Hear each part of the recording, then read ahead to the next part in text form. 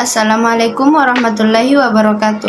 Saya atas nama Nurmita, NIM 20055F, akan mempresentasikan bagaimana cara mengekstraksi suatu senyawa yang terdapat dalam kulit buah kopi dengan menggunakan metode sokletasi. Nah, sebelumnya, ekstraksi adalah proses untuk mendapatkan ekstrak dari simplicia serta menarik zat aktif maupun senyawa yang terdapat dalam ekstrak tersebut. Dalam mengekstraksi suatu senyawa itu ada beberapa metode yang digunakan. Di sini saya menggunakan metode sokletasi untuk kulit buah kopi.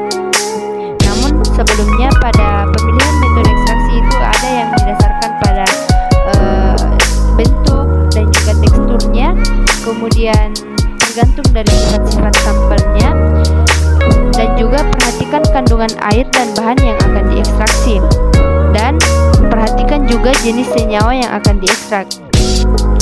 Pada kulit buah kopi, saya menggunakan metode sokletasi, di mana metode sokletasi itu merupakan suatu pemisahan komponen yang terdapat dalam sampel padat dengan cara diekstraksi yang berulang-ulang.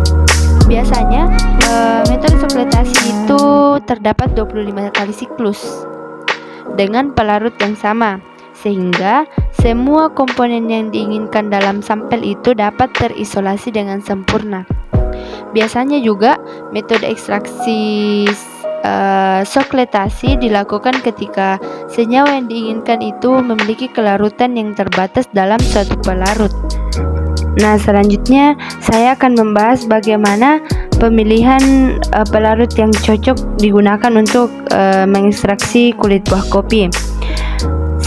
Namun secara umum itu faktor yang perlu diperhatikan dalam pemilihan pelarut yaitu selektivitas dari pelarut, kelarutan dari pelarut, kemampuan untuk tidak saling bercampur, kerapatannya, serta reaktivitas dan titik didihnya.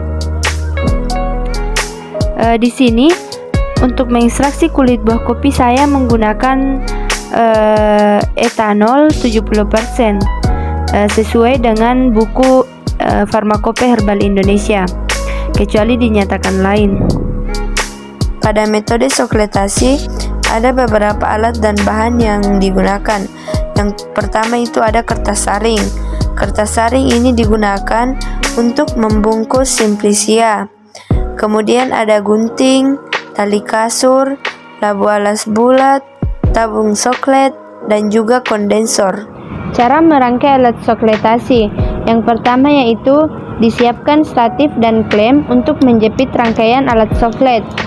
Kemudian oleskan vaselin ke mulut labu alas bulat, tabung soklet, dan juga kondensor secara merata. Masukkan beberapa anti bumping ke dalam labu alas bulat. Kemudian pasangkan tabung soklet ke labu alas bulat dan kaitkan dengan klem. Selanjutnya, sampel dimasukkan ke dalam tabung soklet yang akan diekstraksi. Namun sampel terlebih dahulu dibungkus menggunakan kertas saring. Lalu masukkan pelarut ke dalam tabung soklet. Jumlah pelarut yang dimasukkan hanya untuk satu siklus. Selanjutnya pasangkan kondensor dan kaitkan dengan klem. Setelah itu selang untuk jalan masuknya air dipasang pada kondensor dan juga selang atas untuk jalan keluarnya air. Lalu nyalakan aliran air pada kondensor dan nyalakan penangas. Ulangi beberapa kali siklus sehingga diperoleh ekstrak. Jika pelarut tidak berwarna lagi, maka ganti dengan pelarut yang baru. Nah, selanjutnya prinsip kerja metode sokletasi.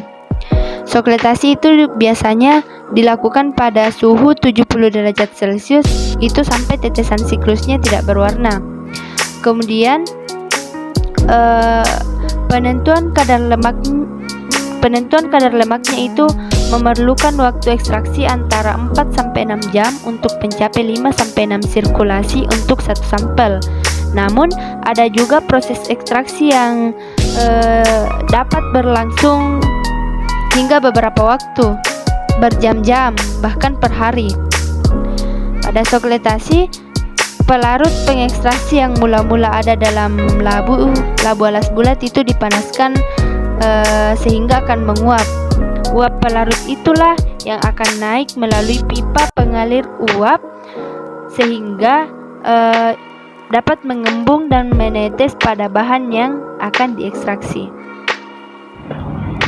Kelebihan dari alat sokletasi yaitu yang pertama dapat digunakan untuk sampel dengan tekstur yang lunak dan tidak tahan terhadap pemanasan secara langsung. Yang kedua, digunakan pelarut yang lebih sedikit dan pemanasannya dapat diatur. Selain dari kelebihan, ada kekurangan dari alat soklet juga yaitu karena pelarut dapat didaur ulang. Ekstrak yang terkumpul pada wadah di sebelah bawah terus-menerus dipanaskan sehingga dapat menyebabkan reaksi peruraian oleh panas.